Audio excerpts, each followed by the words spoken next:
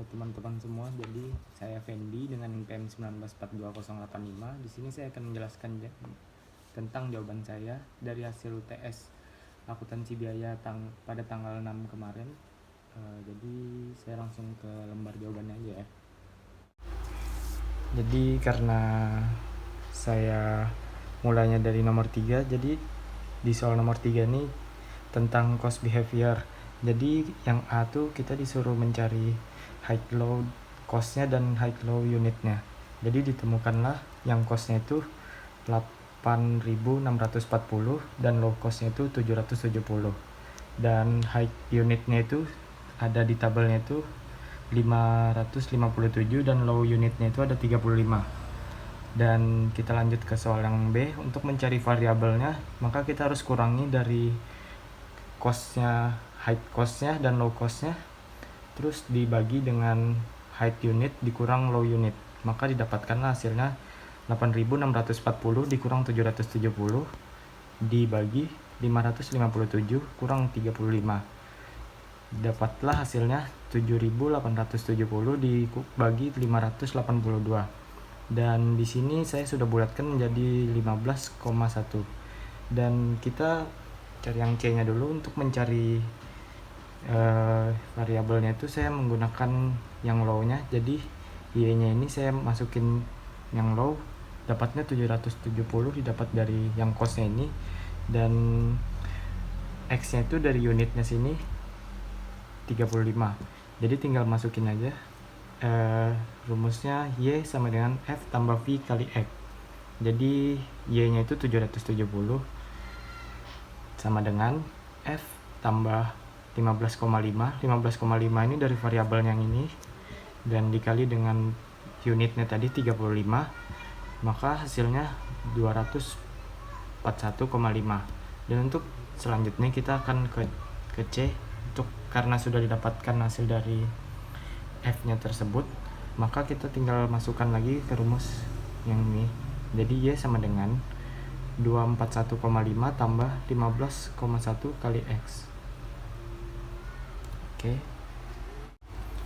jadi lanjut ke soal nomor 4. Jadi di sini kita disuruh soalnya itu mengenai standar costing.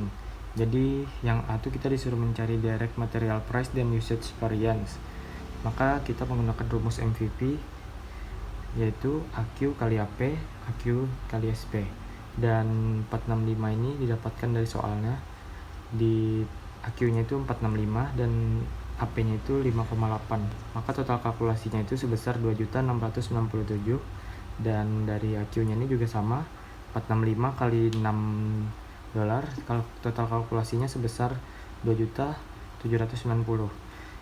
Dan ini 93.000 itu didapatkan dari total selisih dari ini 2.790 dikurang dengan 2.697, jadi 93.000. Bagaimana cara kita tahu kalau ini favorable atau untung?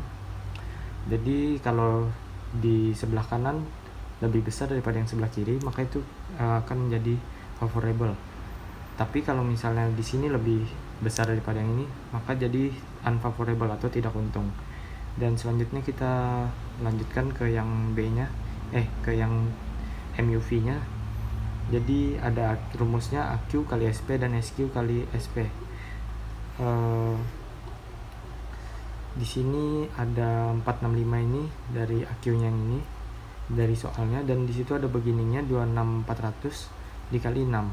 Jadi total kalkulasinya 2.948.400. Dan di sini SQ-nya kita masukin 70.000 per unit, ada dikali 7 dan dikali 6.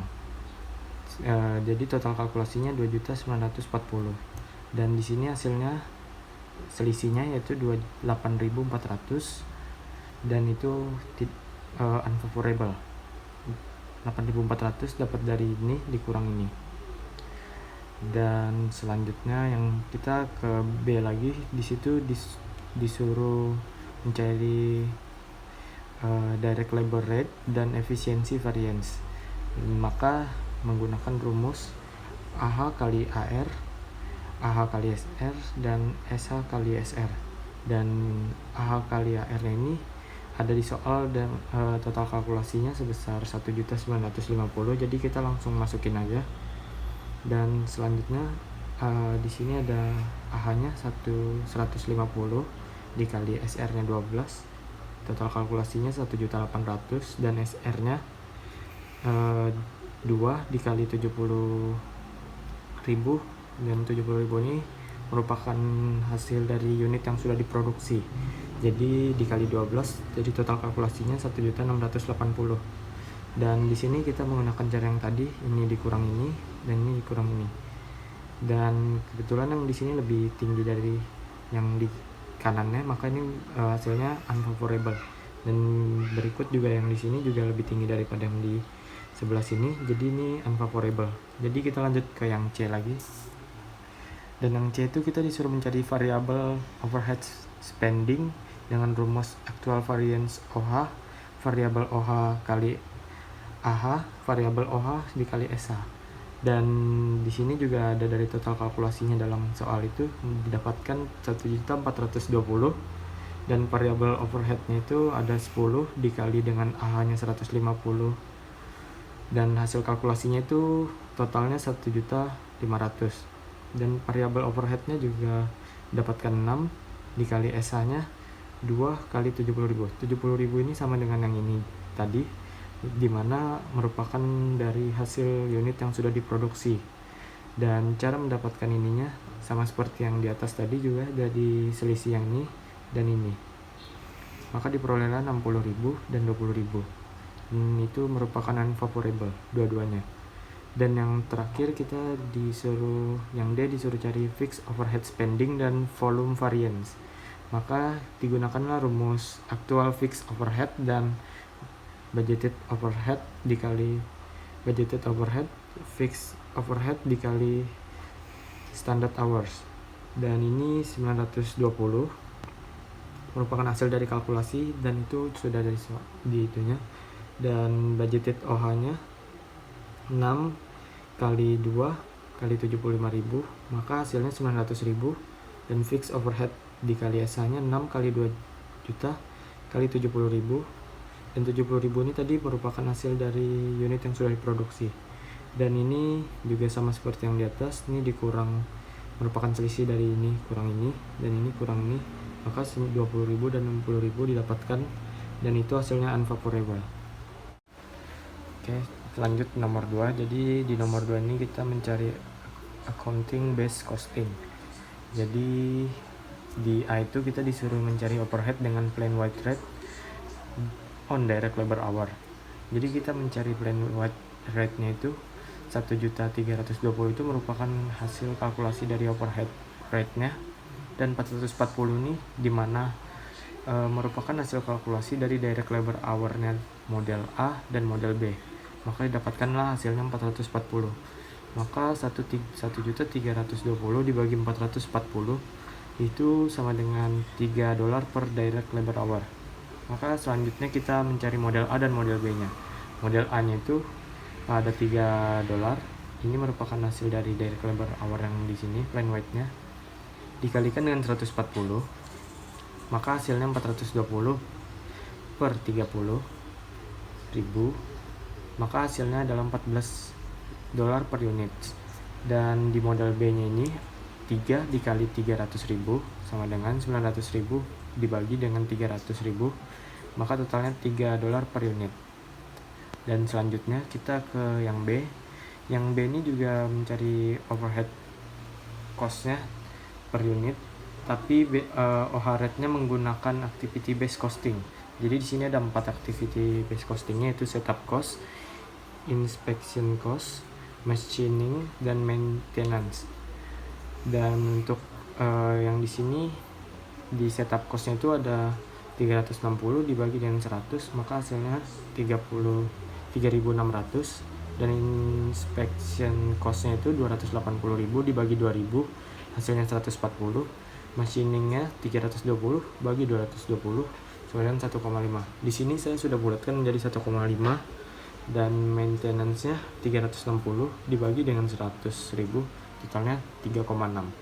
Selanjutnya kita cari per model, tiap modelnya lagi. Jadi kita lanjut ke model A. 3.600 dikali 40 sama dengan 144.000. 3.600 ini dapatkan dari sini, dan ini juga 140, 1,5, 3,6 merupakan hasil dari kalkulasi dari tiap activity based costingnya, dan didapatkanlah setelah dikalkulasi. Maka ini namanya overhead cost. Terus karena yang dicari harga per unitnya, maka kita bagi lagi dengan masing-masing dari modelnya. Jadi model A menghasilkan 30.000, maka 322.000 dibagi dengan 30.000, hasilnya adalah 10,73 per unit. Dan model B nya 3.600 sama dengan yang tadi, 3.600, 140, 1,45 dikali dengan 60, 1.200, 200.000 kali 90, itu masing-masingnya menghasilkan 216.000, 168, 300.000, 324, dan total dari kalkulasinya sebesar 1.008.000 rupiah, 8.000. Dan itu merupakan overhead cost, dimana kita harus bagikan lagi dengan